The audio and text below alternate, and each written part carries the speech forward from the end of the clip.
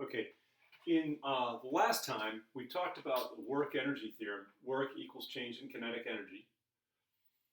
And we defined kinetic energy as 1 half mv squared. And we defined work as F delta x cosine theta. Now I want to make two refinements to this. One is, this is the total work. We could say sum of work. So the total work on an object is going to change its kinetic energy. And we're going to do some problems, drill down on that a little bit.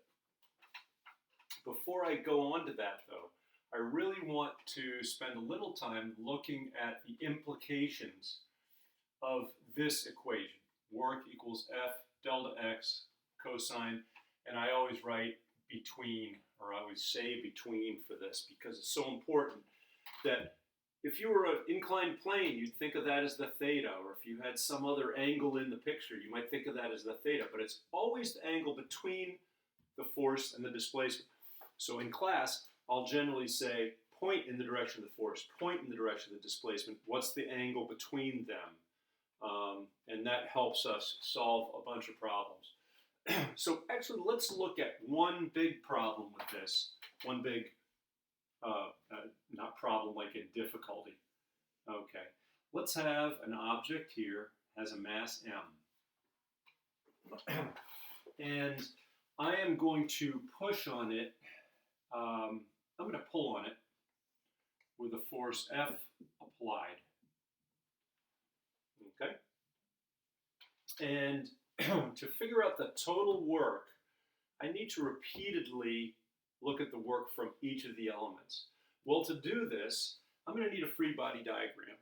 So a free body diagram in this case, I've got mg, I've got an applied force, I've got normal force perpendicular to the surface, and I've got the force of friction. Okay, so I'm making all my assumptions that these are the right directions. I think it's looking okay. Now, I'm going to say that this object moves as a result of pulling in that direction. It moves, and my delta x is in that direction. Okay, delta x isn't a force, so don't put it on the free body diagram.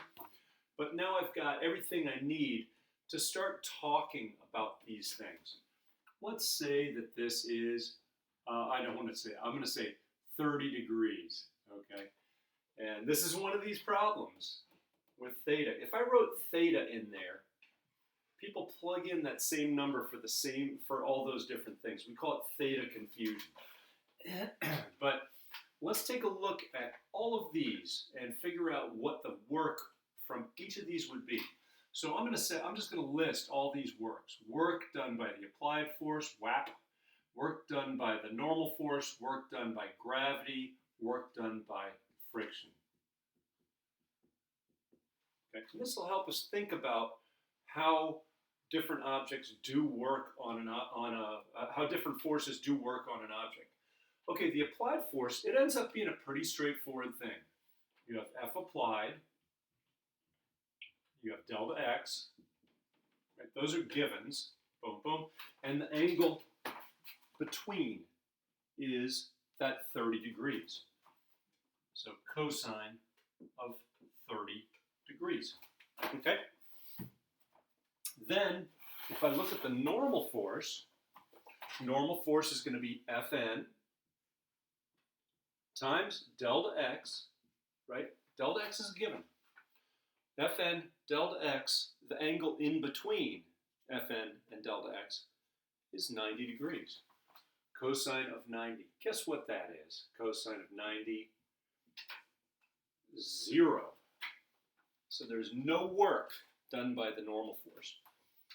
Gravity, in this case, mg delta x, the angle is also 90 degrees. So you end up with mg delta x cosine 90, which is 0. Work done by friction, ff delta x, angle between is 180. So we end up with force of friction, delta x, cosine of 180. Well, the cosine of 180 is -1. So it ends up being negative force of friction times delta x. Force of friction does negative work. Think of it this way. If an object is sliding in this direction, friction would be taking energy out of the system. It would be removing kinetic energy as a way of thinking of it.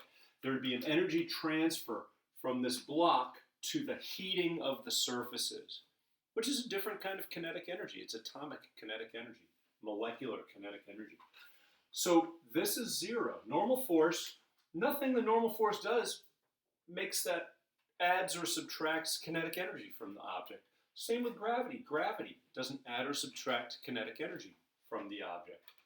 So these guys are both 0. So the total work would be F applied delta x cosine 30 minus force of friction times delta x. That minus comes from the fact that the friction's pushing against the direction of motion. If friction is a good example of often taking energy out of the system. You can think of friction putting energy into the system. Car starting, right? Friction is pushing forward on the car. The tires are trying to push back. Friction is pushing forward. It's actually adding energy.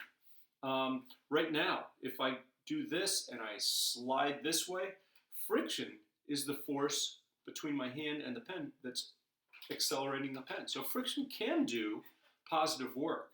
It can add energy to the system. In this case, in the sliding, it's generally taking energy out. If something's sliding, so if we think of this, F applied delta x cosine 30. That's how much work the applied force is doing. How many joules of work?